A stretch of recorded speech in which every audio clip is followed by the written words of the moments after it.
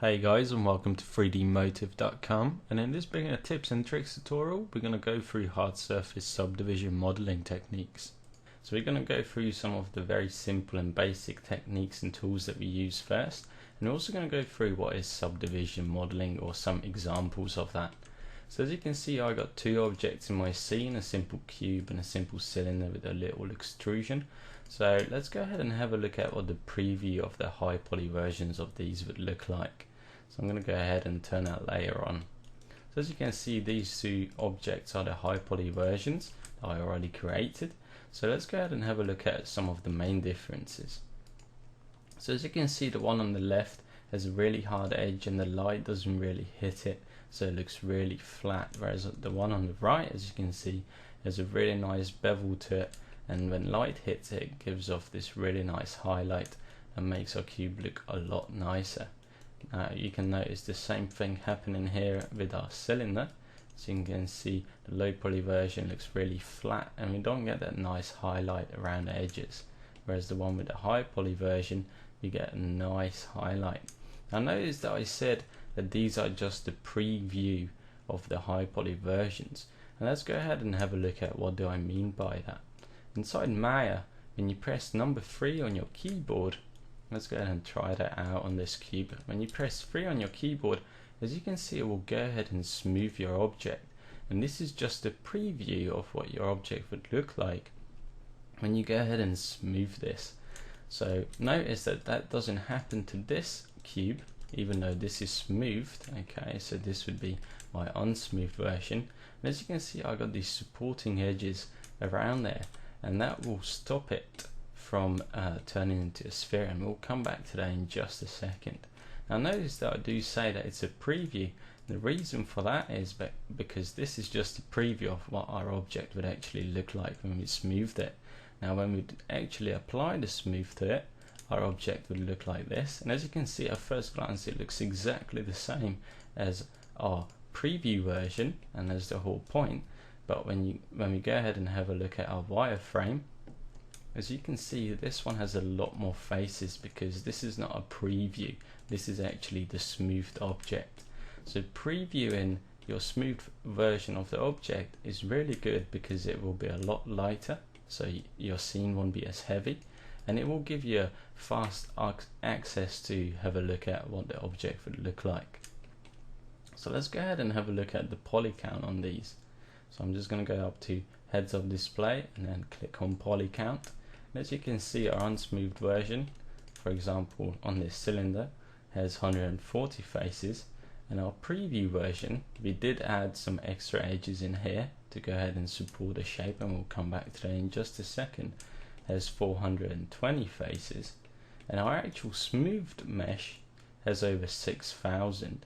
So using the smooth mesh preview is really important instead of actually smoothing your object, because it will lighten up your scene a lot. So let's go ahead and get rid of these objects and go through some of the tools and techniques that we use in hard surface modeling to go ahead and have our object keep its shape.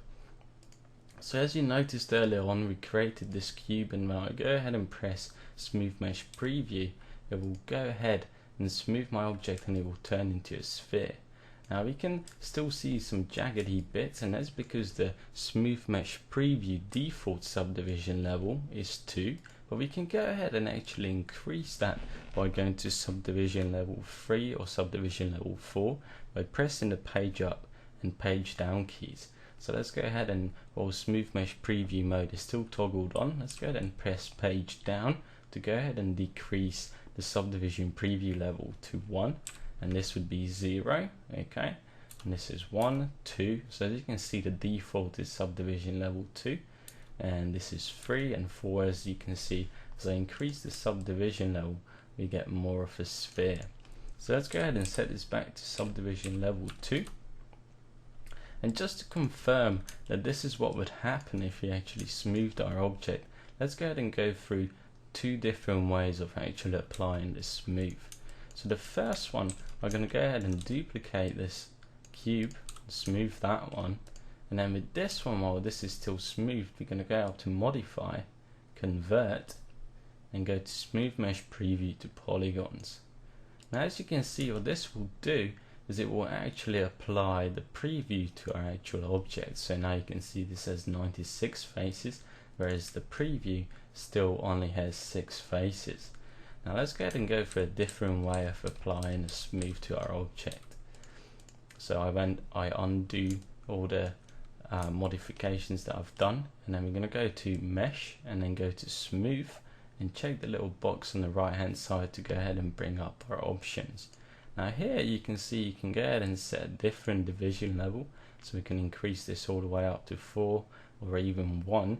Let's go ahead and use 2, which is the default division level, and make sure we have hard edges checked off, and that will go ahead and smooth our object. So let's go ahead and apply this and see what happens. Okay, so as you can see, the exact same thing happened that we've done earlier. So this is just a different way of applying the smooth, and we can also go ahead and increase this to 3, which would go ahead and make our object look something like this. So if I press page up on the preview, this is what it would look like. So let's go ahead and duplicate this object. Okay, and I'm going to go ahead and set 3 on this one and see what happens. Okay, so as you can see, we got a lot more faces, which will make our scene a lot heavier, and our object is a lot smoother. Okay, so let's go ahead and get rid of these objects, and let's go ahead and have a look at what we need to do to go ahead and keep this shape. So let's see, we have a hard surface object here, which is, let's say for example, a table, and I wanted to keep these nice hard edges, and I only wanted to get a nice highlight across these edges. So let's go ahead and look at one way of doing that. We can go ahead and add in supporting edges for each edge that our object has. So let's go ahead and do that. Let's go to our insert edge loop tool, open up the option box, and make sure that we reset this so we only add one at a time. Actually, because this is a cube, we can go ahead and add multiple edge loops. So let's go ahead and do that. Let's go ahead and click multiple edge loops and make sure that we have 2 selected. And then let's go ahead and click on this edge and go ahead and scale this out all the way to the supporting edge. So you want to go ahead and move these edges fairly close to the outer edge, like so. Okay, and each outer edge needs to have 2 supporting edges. So let's go ahead and insert the other ones. So I'm going to go ahead and use the insert edge loop on these edges as well, and I'm going to go ahead and scale these out just to move them to the right place. Let's go ahead and do that one more time. So I'm just going to press G on my keyboard to go ahead and bring up that tool again and scale this one out. Ooh, and I'm afraid we already added those, so let's just undo that one. We need to add them in here, so I'm going to go ahead and move them there. Okay, and I think we have all the supporting edges that we need now. So if you have a look, this is one of our outer edge.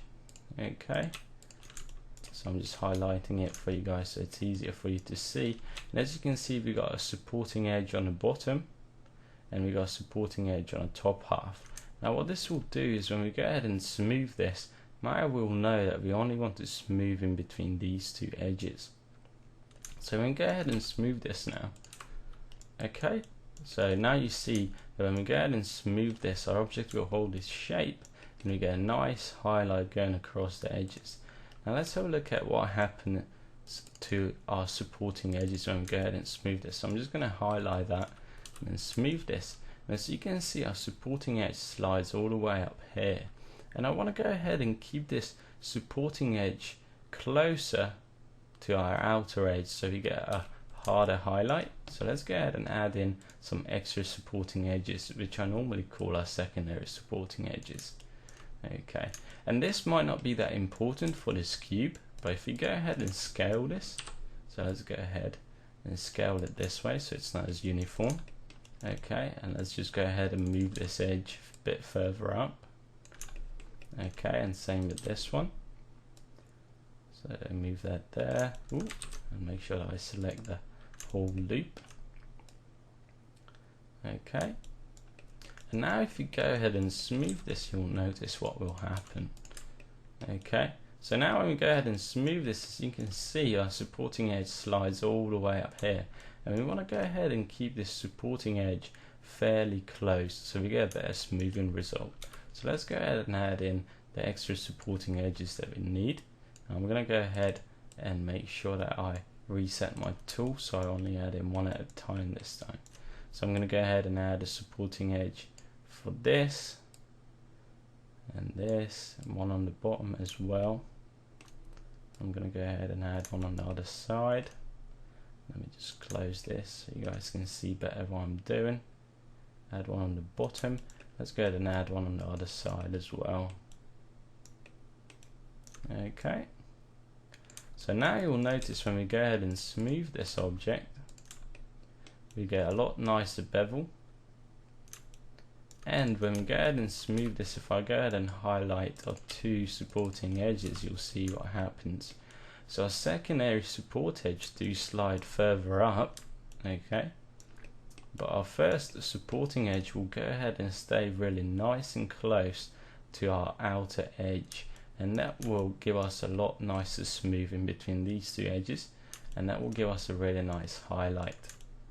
So I hope you guys enjoyed this tutorial, and thanks for watching 3dmotive.com.